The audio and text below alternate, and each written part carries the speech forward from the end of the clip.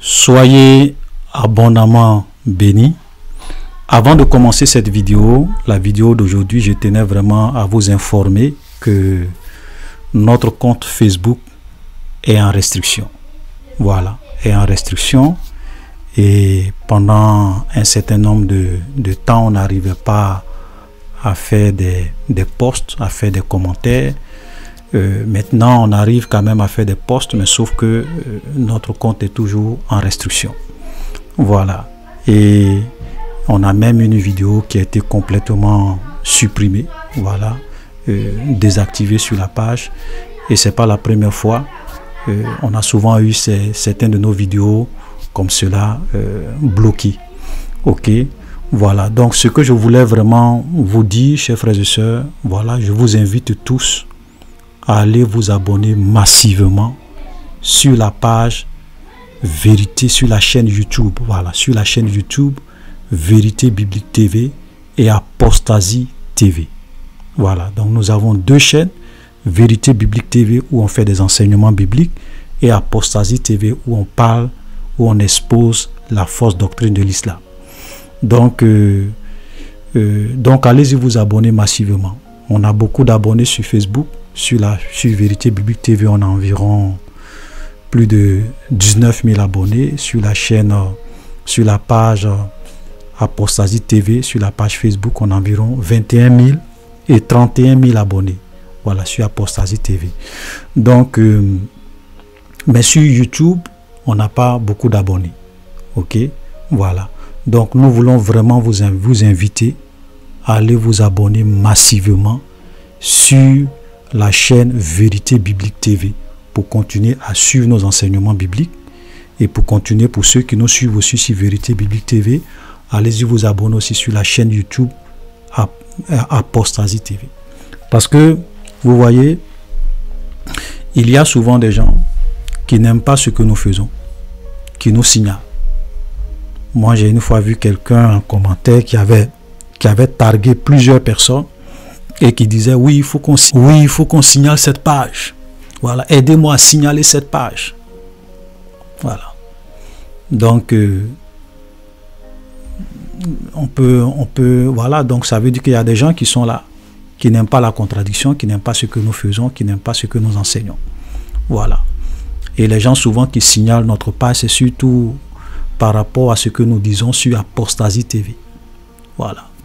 Donc je vous invite à vraiment aller vous abonner. Je vous invite encore à aller massivement vous abonner sur la chaîne YouTube Vérité Biblique TV et la chaîne YouTube Apostasie TV.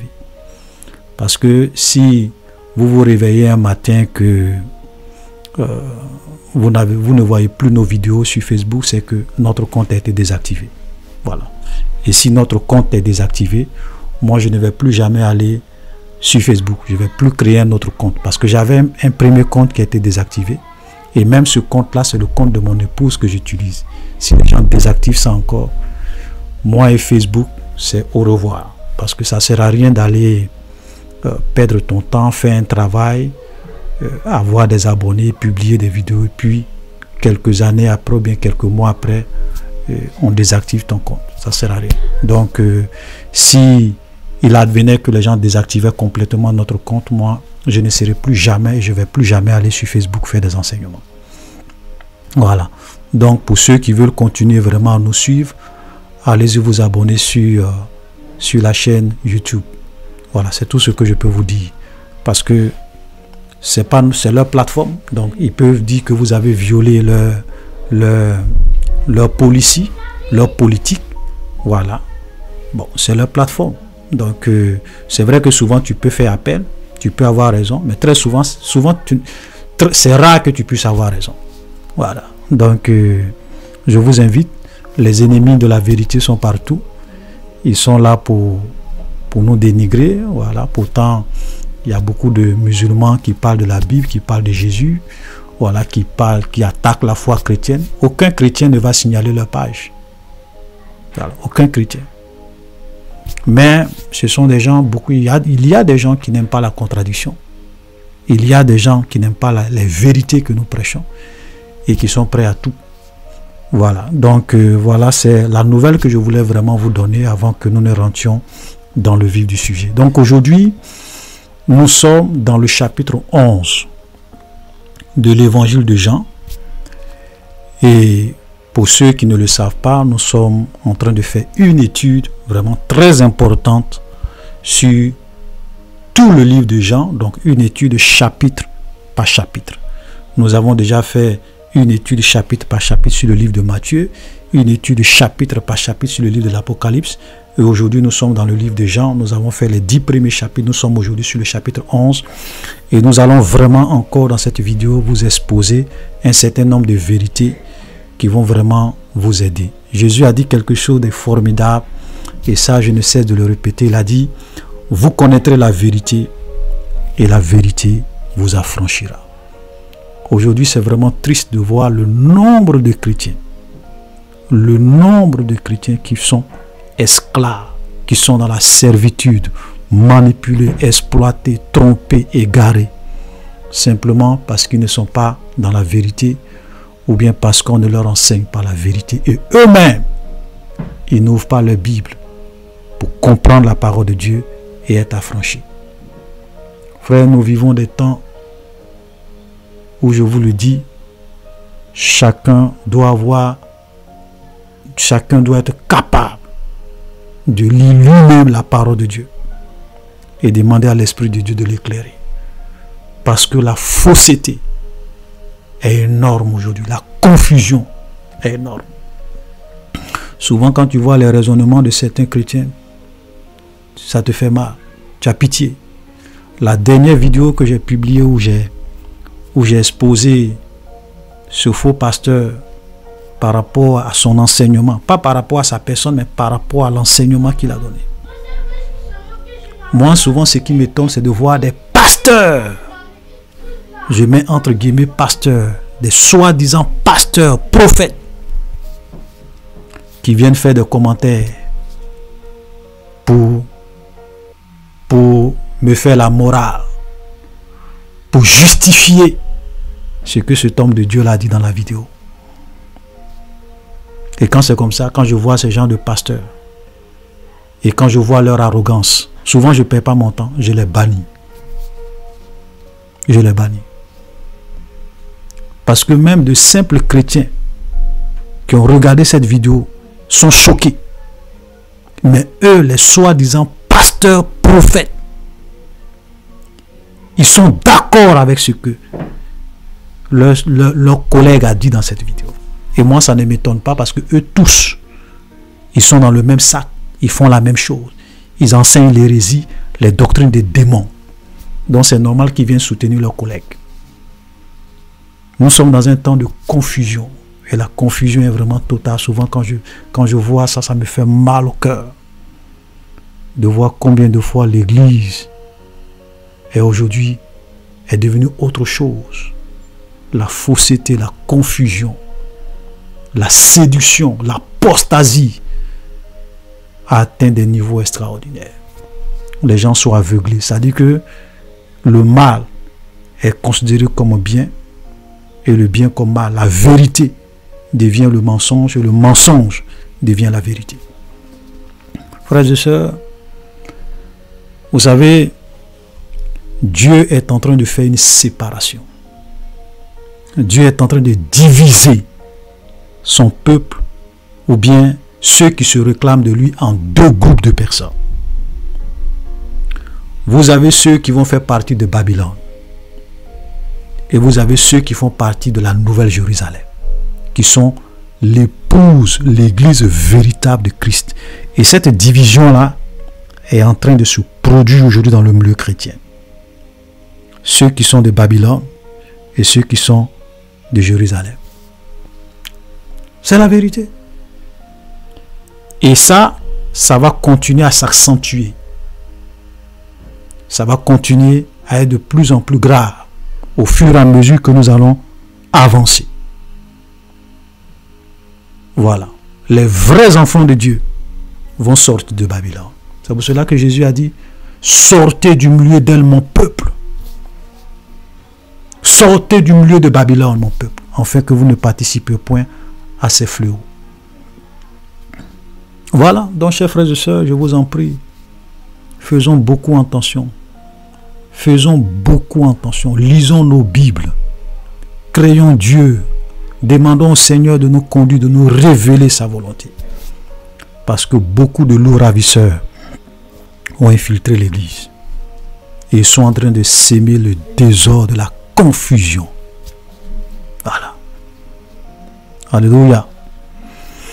Donc, sans plus tarder, c'était vraiment une petite parenthèse. Nous allons vraiment commencer notre étude. Jean chapitre 11, le verset 1.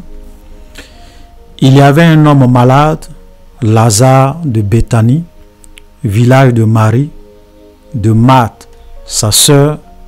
C'était cette Marie qui oignit de parfum le Seigneur Jésus et lui essuya les pieds avec ses cheveux. C'était son frère Lazare qui était malade. Vous voyez ce verset-là, le verset 2 nous dit quoi? Que c'était cette Marie qui avait oigni de parfum le Seigneur Jésus.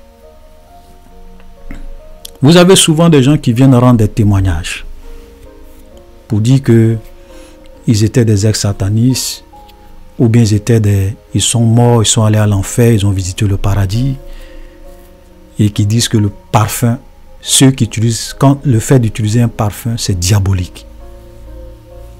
Et vous avez des chrétiens qui croient en ce genre de choses.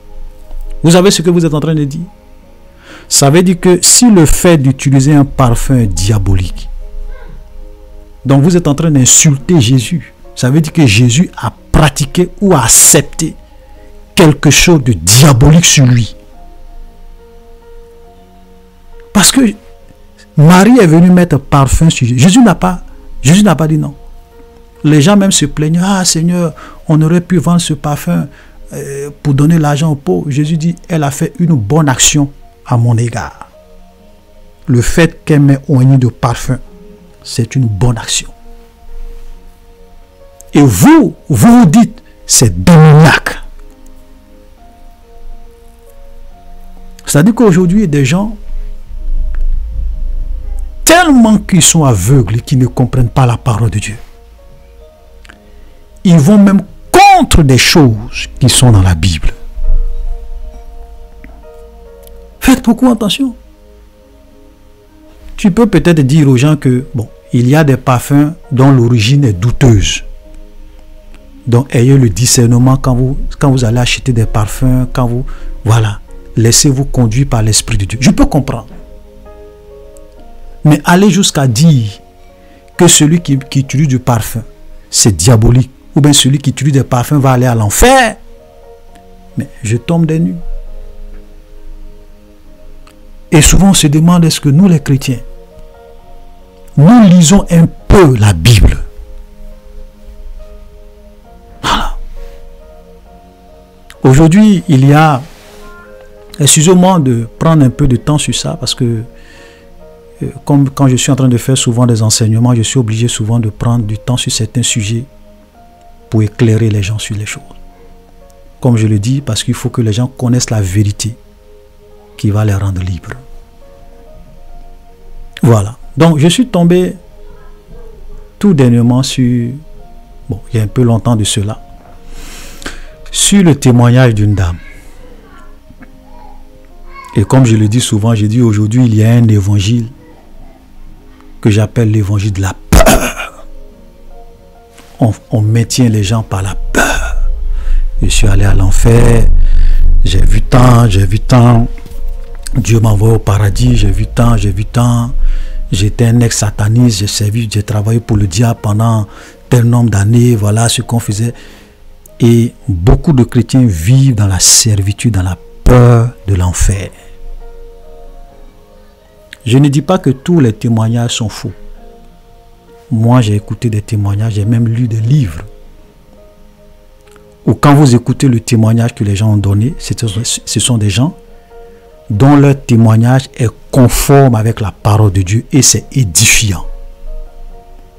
Ce n'est pas des gens qui viennent t'enseigner des hérésies ou bien te dire des choses qui sont contraires à la parole de Dieu. Non. Donc nous devons faire beaucoup attention. Donc cette dame, je suis tombé sur le témoignage d'une dame qui disait qu'elle a servi le diable pendant écoutez-moi très bien, pendant 990 ans. Oh boy! Et vous voyez des chrétiens qui avalent ça. Et ce qui est même grave, vous savez ce qu'elle dit? Elle dit que c'est une femme du Nigeria. J'ai même vu ce témoignage sur une chaîne dite chrétienne où ils ont traduit ça en français. Voilà. Elle dit qu'elle a servi le diable, qu'elle a travaillé dans le monde occulte pendant 990 ans. Et que elle a vécu dans ce monde une première fois. En ce moment, elle était un homme. Elle était en Égypte. Elle est née en Égypte. Elle faisait partie de l'armée égyptienne. Voilà. Et ils sont allés elle avait même une... Bon, elle était un homme. Donc, il avait une femme. Il avait des enfants. Et ils sont allés en guerre. Et c'est là-bas qu'il est mort. Et donc, il y a les démons. Leur esprit se promenait. Il y a les démons qui sont venus prendre leur esprit pour les envoyer dans le monde des ténèbres, signer des pactes avec le diable. Et elle a servi le diable là-bas pendant plus de 900 ans, 990 ans. Et ensuite, le diable va permettre à ce qu'elle puisse revenir dans ce monde, elle puisse naître, voilà, dans le fœtus, voilà, son esprit puisse entrer dans le fœtus d'une femme. Donc elle est venue dans ce monde, elle est née, elle est revenue dans ce monde en tant qu'une femme. C'est là que le Seigneur l'a sauvée. Est-ce que vous comprenez ce que ce témoignage est en train de dire? La doctrine de la réincarnation. Ça veut dire que tu es mort. Le diable, les démons, comme tu étais un esprit errant, les esprits sont venus prendre. Tu es mort. Ton corps avec lequel tu es venu dans ce monde-là, on t'a enterré. Tu es mort, tes os sont vraiment peut-être même décomposés, tout. Et Satan t'a ramené encore sur la terre dans un autre corps en tant qu'un être humain. Ça, c'est la réincarnation. C'est une doctrine démoniaque. Le diable n'a pas le pouvoir. Aucun démon n'a le pouvoir de prendre l'esprit de quelqu'un qui est mort et de l'emmener sur la terre dans un autre corps et naître de nouveau. C'est impossible. Tous les témoignages où des gens vous disent qu'ils sont nés, qu'ils soient bébés ou quoi, qu'ils étaient bébés, qu'ils sont morts, on a enterré leur corps, tout, et qu'ils sont allés dans le monde spirituel. Satan a permis à ce que leur esprit revienne sur la terre dans un autre corps. Par la réincarnation, prenez le bic rouge et mettez sur ces témoignages faux et archi faux. La réincarnation est une doctrine démoniaque. C'est pas possible. La Bible dit qu'il est permis à l'homme de mourir une seule fois. Après quoi vient le jugement. Ça veut dire que quand tu nais dans ce monde, dans un corps, c'est vrai, tu peux mourir. Parce que Dieu peut te ramener à la vie. Jésus a ressuscité plusieurs. Nous allons même voir tout à l'heure la résurrection de Lazare. Jésus a ressuscité plusieurs. On ne dit pas non. Mais premièrement parce que dans le plan de Dieu, ce n'était pas le temps pour toi de mourir. Vous savez, Dieu connaît toute chose d'avance. Donc, même quand tu meurs avant le temps de Dieu, parce que Dieu dans son chronogramme, il a un temps où pour lui, tu dois mourir définitivement sur la terre. Et quand ce temps-là arrive, que tu meurs définitivement sur la terre, c'est fini. Tu ne peux plus jamais revenir dans ce monde. Il est permis à l'homme de mourir une seule fois. Et même quand tu meurs et que ton temps n'est pas encore, et que Dieu, dans sa préscience, Dieu te ressuscite, parce que c'est Dieu qui ressuscite. Dieu te ressuscite, tu reviens toujours dans le même corps. C'est pas que tu quittes ton corps pour rentrer dans un autre corps pour revenir vivre, non. C'est le même corps. Tu reviens la même personne, la même pensée, tout ça, et tu remeurs. Et quand tu remeurs, c'est fini. Il est permis aux hommes de mourir une seule fois, selon le temps de Dieu. Après quoi vient le jugement. Frère, vous comprenez? Donc tous ces témoignages où des gens vous disent qu'ils sont morts, Satan a pris leur esprit. Ils sont revenus naître encore dans ce monde, dans un autre corps. Soit en tant qu'une femme, soit en tant qu'un homme. Ce sont des menteurs. Ils sont en train de contredire la parole de Dieu. Et la dernière fois, je disais que lorsque vous écoutez un témoignage, dans ce témoignage, si dans ce témoignage, les gens contredisent la parole de Dieu, si le témoignage contredit la vérité la vérité biblique ou les doctrines bibliques, vous devrez automatiquement rejeter tout ce témoignage. Parce que nous sommes arrivés à un temps de grande confusion et de grande manipulation. Chers frères et sœurs, faisons attention. Ce n'est pas tout ce que nous entendons là qui est de Dieu. Il y a même un frère en Christ aux États-Unis, un monsieur, il s'appelait Justin Peter. Il a même une chaîne YouTube.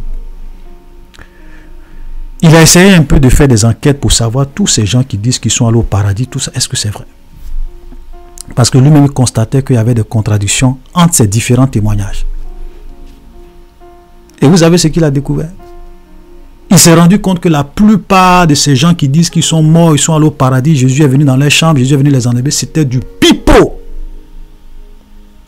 C'était juste des menteurs et d'autres ont même fait des livres pour s'enrichir. Un business. Parce que c'est ça aussi aujourd'hui. C'est-à-dire que comme les chrétiens aiment facilement croire, et souvent ces livres-là sur le paradis, sur l'enfer sont devenus des best-sellers aux États-Unis. Parce que quand on dit, ah, quelqu'un allait au paradis, au ciel, ah, quelqu'un allait à l'enfer, ah, c'est un sataniste, il a travaillé avec le diable, les gens sont surexcités.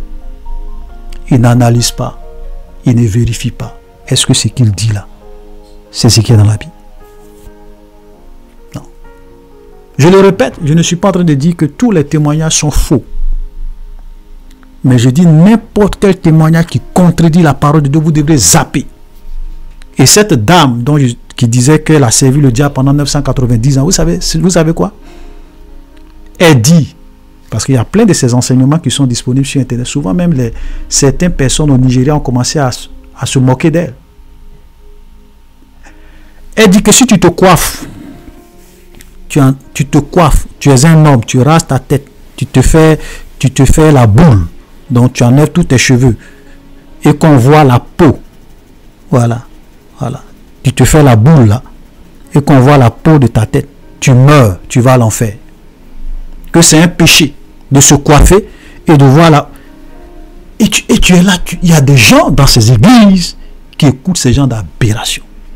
Parce que quelqu'un s'est coiffé et que on voit la peau de sa tête là, il va aller à l'enfer pour ça.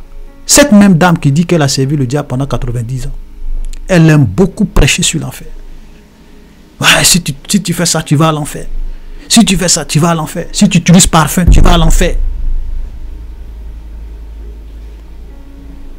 Frère, arrêtons. Tout ce qui est nécessaire pour notre salut et pour notre foi est déjà contenu dans la parole de Dieu.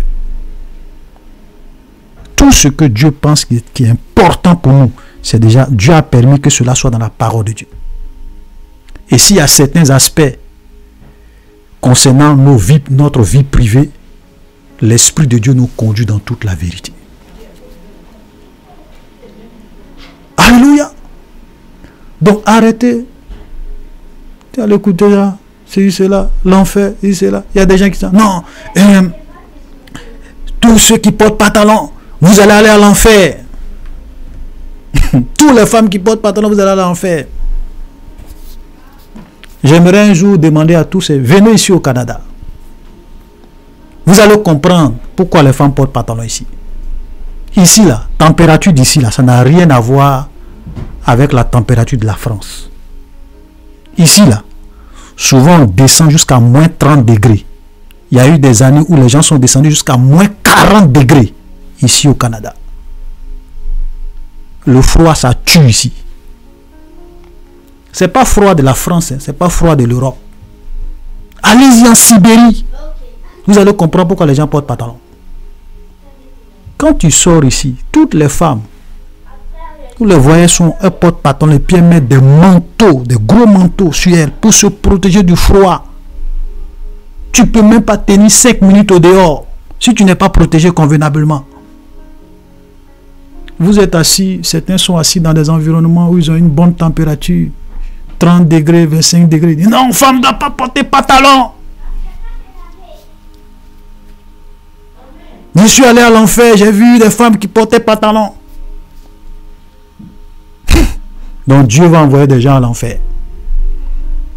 Ici, là, les femmes ne portent pas pantalon pour aller séduire les gens, mais pour se protéger.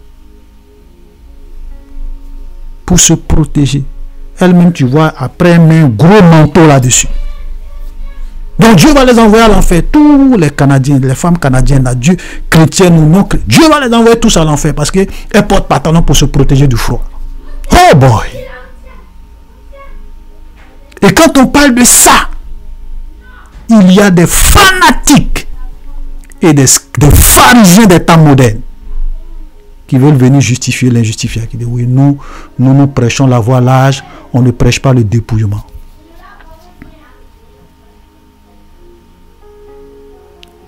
Vous mettez des fardeaux pesants sur la vie des gens.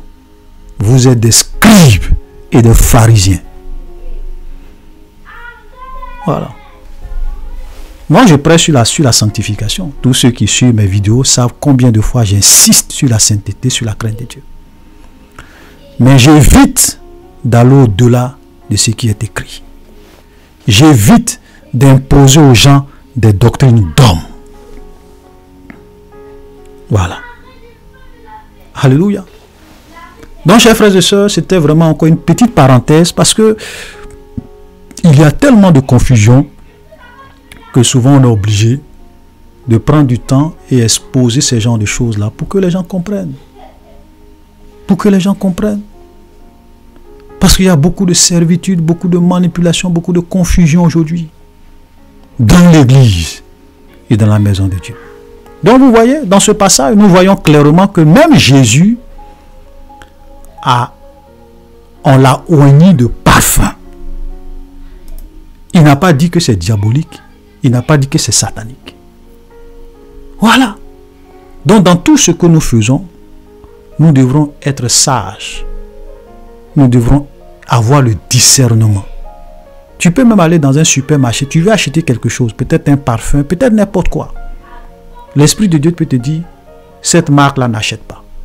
Ou bien ça n'achète pas. Ça c'est l'Esprit de Dieu qui te donne une conviction intérieure. Ce n'est pas une règle générale. Aujourd'hui, les gens sont dans les règles. Football, diabolique. Pantalon, diabolique. Ceci, diabolique. Non, c'est pas comme ça. Voilà. C'est pour cela que je disais la dernière fois, j'ai dit aux gens, au lieu de passer tout votre temps à faire des débats inutiles, pourquoi ne pas prier Dieu pour dire Seigneur, est-ce que ça, tu veux que c'est de toi ou c'est pas de toi? Et Dieu qui nous aime.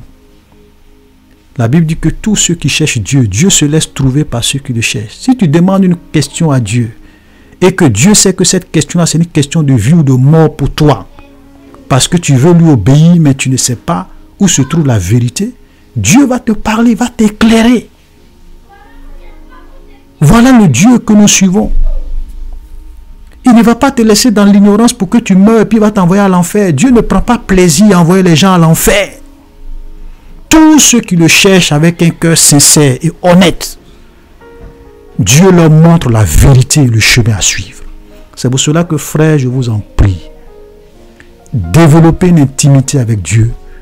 Priez le Seigneur, cherchez la face de Dieu. Arrêtez les débats inutiles. Voilà. Alléluia. Marchons par conviction. La Bible dit que lorsque le Saint-Esprit viendra, il nous conduira dans toute la vérité. Donc le rôle du Saint-Esprit dans la vie de chaque chrétien, c'est de conduire chaque chrétien dans toute la vérité. C'est pour cela que si tu as des doutes sur quelque chose, interroge l'esprit de vérité. Et ce que Dieu va te mettre à cœur, Dieu va te dire, il faut marcher par rapport à ça. Alléluia. Arrêtez d'être esclave des hommes. Arrêtez d'être esclave des pharisiens des temps modernes. Voilà ce que je dis. Voilà. Parce que souvent ils enseignent des choses qui viennent contredire même la Bible. Faisons attention. Alléluia. Donc, c'était son frère. Donc, cette Marie qui a oigné de parfum le Seigneur, c'était son frère qui s'appelait Lazare qui était malade. Les sœurs, voilà, donc on dit les sœurs, c'est Marie et Marthe, envoyaient dire à Jésus, Seigneur, voici celui que tu aimes est malade. Après avoir entendu cela, Jésus dit, cette maladie n'est point à la mort, mais elle est pour la gloire de Dieu, afin que le Fils de l'homme soit glorifié par elle. Jésus aimait Marthe et sa sœur et Lazare. Alors qu'il eut appris que Lazare était malade, il resta encore 2 jours dans le lieu où il était, et ensuite il dit aux disciples, retournons en Judée. Ça c'est très important. Vous voyez là, et quand vous voyez ces gens de la manière ou bien la manière de faire de Jésus, la réaction de Jésus vis-à-vis d'un certain nombre de choses, vous voyez que Jésus était quelqu'un qui marchait par l'esprit. Il n'était pas dans les normes, il n'était pas dans les habitudes, il n'était pas dans la façon de faire standard des hommes. Parce que si c'était nous, imaginez que vous êtes un pasteur ou un prophète, et qu'on vient vous dire, ah pasteur, vraiment l'un de tes fidèles est gravement malade, il est sur le point de mourir, il faut venir, tu vas prier pour lui. Je suis sûr que plus de peut-être 100% des pasteurs vont courir pour aller prier pour la personne. Jésus dit non.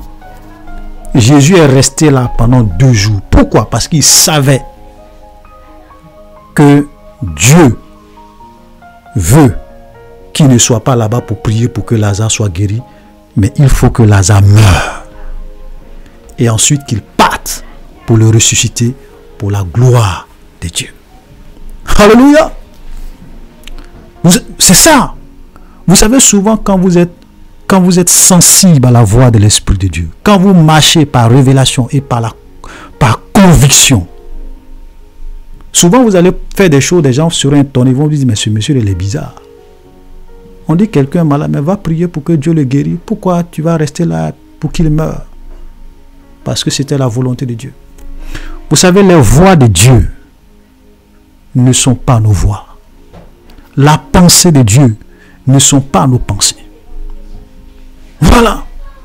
Et en tant que des enfants de Dieu, c'est pour cela que nous ne devons pas toujours chercher à vivre comme les gens veulent qu'on vit. Nous ne devons pas toujours chercher à faire les choses comme les gens souhaiteraient qu'on le fasse. Mais nous devons très souvent, être sensibles à la voix de l'Esprit de Dieu. Et nous laisser conduire par l'Esprit de Dieu. Alléluia. Voilà. Donc souvent, quelqu'un peut venir te dire, ah, prie pour moi. Dieu peut te dire, il ne faut pas prier pour lui.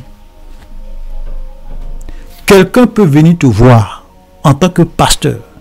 Il faut prier pour moi. Et puis tu vas entendre l'Esprit de Dieu te dire, ne prie pas pour lui.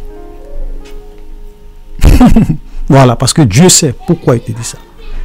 Peut-être que voilà un monsieur à qui Dieu a longtemps parlé. Dieu l'a averti par plusieurs manières. Il n'a pas voulu écouter la voix de Dieu. Il s'est entêté pour s'engager dans une voie. Et maintenant qu'il est en train de subir les conséquences, il veut que Dieu puisse vraiment l'aider.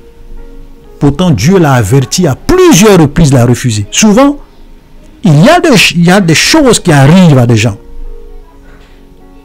Souvent, Dieu te dit, il ne faut pas prier. Laisse-le. Souvent, si Dieu peut te dire, il faut prier. Frère, vous comprenez? Parce que la Bible dit qu'on ne se moque pas de Dieu. Ce qu'un homme aura sémé, il va le moissonner. Alléluia. Voilà. Donc, je ne dis pas qu'on ne doit pas prier pour les gens. Je veux dire, si quelqu'un vient te voir pour que tu pries pour lui, tu pries pour lui. Il n'y a pas de problème. Maintenant, si l'Esprit de Dieu te dit de ne pas le faire, ne le fais pas. Il y a toujours une raison derrière. Voilà. Comme ce cas. Jésus savait qu'il ne devrait pas aller prier pour Lazare. Mais dans le plan de Dieu, Lazare devrait mourir. Et ensuite, lui, Jésus, il va maintenant partir pour ressusciter Lazare, pour que les gens voient, ok, qui il est réellement. Alléluia. C'est pour cela qu'il dit, il le dit à ses disciples. Il le dit à ses disciples. Regardez par exemple le verset 11, il dit, après ces choses, il leur dit, Lazare, notre ami, dort, mais je vais le réveiller. Les disciples lui disent, Seigneur, s'il dort, il sera guéri. Verset 13, après avoir parlé, Jésus avait parlé de sa mort, mais il crut qu'il parlait de l'assoupissement du sommeil.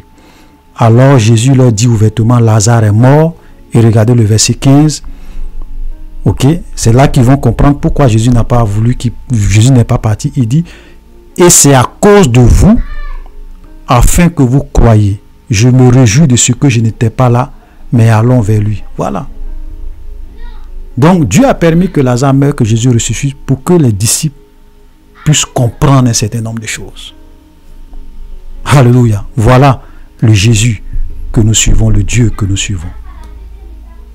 Donc il faut faire beaucoup attention pour ne pas penser que Dieu agit toujours, ou bien Dieu nous pousse toujours à faire les choses comme les hommes le veulent, ou bien selon le souhait des hommes. Non. Des gens peuvent venir voir, frère, il faut aller prier pour telle personne. Dieu va te dire non, ne va pas prier pour lui. Ou bien ce n'est pas le moment d'aller prier pour lui. Laisse-le dans sa situation. Laisse-le dans sa maladie. Laisse-le, va souffrir un peu pour qu'il comprenne que lorsque Dieu parle, il faut écouter. Laisse-le souffrir dans sa maladie. Laisse-le échouer. Voilà. Souvent, il y a des gens qui peuvent faire des choses où souvent, Dieu a pris le temps de leur parler. Mais ils ne veulent pas écouter. Souvent, ils viennent, pasteur, vraiment, je veux faire ça. Vraiment, je veux épouser telle fille. Vraiment, est-ce que c'est la volonté de Dieu? Il faut prier moi, mais je ne sais pas si c'est le plan de Dieu. Pourtant, Dieu lui a déjà parlé. Il connaît bien la volonté de Dieu. Mais ce qui est dans son cœur, là, c'est ce qu'il veut faire. Donc souvent, Dieu va te dire, ne parle pas. Laisse-le. Alléluia. Vous savez, Dieu, frère, il y a des histoires quand vous lisez dans la Bible. C'est là que vous comprenez qu'on ne se moque pas de Dieu. L'histoire de Balaam et de Balak. Balaam s'en va prier Dieu. Dieu lui dit, ceux qui sont venus t'appeler pour que tu ailles maudire le peuple d'Israël, faut pas partir parce que Israël est un peuple béni. C'est un peuple qu'on ne peut pas maudire. Dieu a dit clairement sa volonté à Balaam. Balaam est sorti pour dire, ah, Dieu m'a dit que je ne dois pas partir avec vous parce que ce peuple-là, c'est un peuple béni, on ne peut pas maudire ce peuple. Donc après, les gens sont revenus encore pour dire, Balaam, vraiment, le roi te dit, il faut venir, il faut venir. Il dit, bon, ok, je vais aller prier Dieu pour voir ce que Dieu va me dire encore. Cette fois-ci, quand Balaam s'en va prier Dieu, vous savez ce que Dieu dit à Balaam? Va. Pourquoi Dieu lui dit va? Parce que Dieu voit dans son cœur que malgré qu'il connaît clairement la volonté de Dieu, le désir de son cœur, c'est de partir parce qu'il veut avoir la faveur, l'argent du roi. Et quand vous lisez plus tard, Balaam a été tué, il est mort. Quand vous lisez l'histoire, vous allez vous rendre compte que plus tard, il a été tué. Donc, chers frères et sœurs, nous devons faire attention. Vous savez, frères, on ne se moque pas de Dieu. S'il y a une personne dans ce monde que nous devons craindre, avec qui on ne doit pas juger, c'est le seul Elohim d'Israël. S'il y a quelqu'un dans ce monde avec qui on ne doit pas jouer, s'il y a quelqu'un dans ce monde dont on ne peut pas se moquer, c'est le seul Elohim d'Israël, le roi des rois, le Seigneur des Seigneurs, le Fils de Dieu, Jésus-Christ de Nazareth, le ressuscité du troisième jour, le lion de la tribu de Juda. Tu ne peux pas te moquer de lui. Il est celui qui sonde les cœurs et qui sonde les reins. Il y a des gens qui pensent qu'ils peuvent jouer avec Dieu. Eux-mêmes, ils vivent dans le péché. Ils savent qu'ils vivent dans le péché. Ils veulent jouer avec Dieu. Ils ont un pied dedans, ils ont un pied dehors. Frère, tu ne trompes personne. Tu ne trompes personne. Au jour du jugement, tes œuvres vont te conduire à l'enfer. Voilà. Souvent, je vois des gens qui viennent dire, ah oui,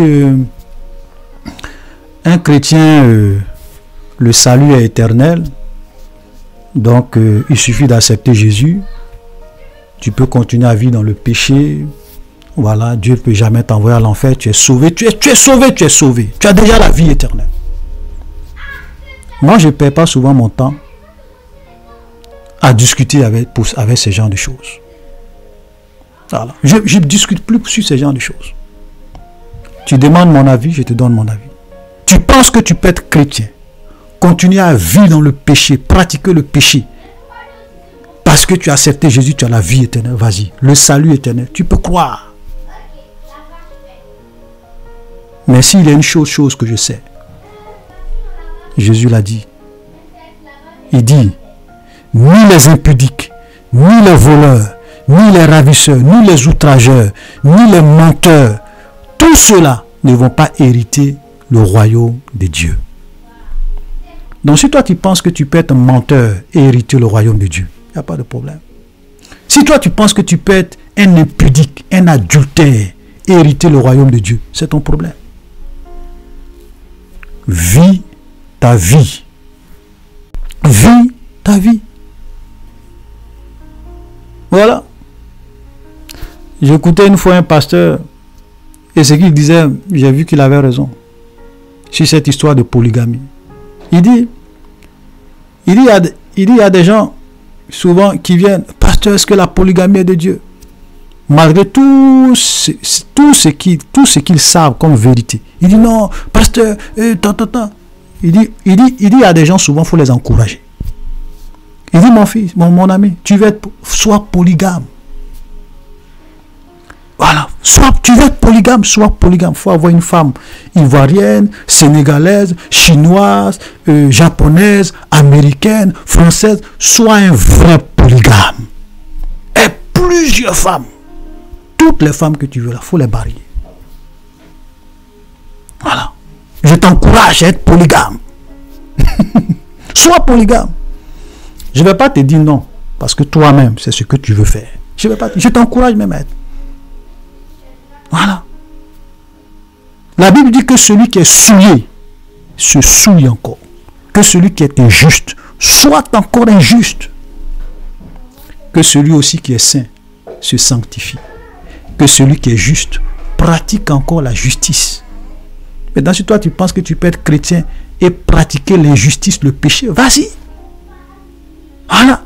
Mais ceux qui veulent craindre Dieu, qui veulent être justes, nous les encourageons à pratiquer la justice, à se sanctifier.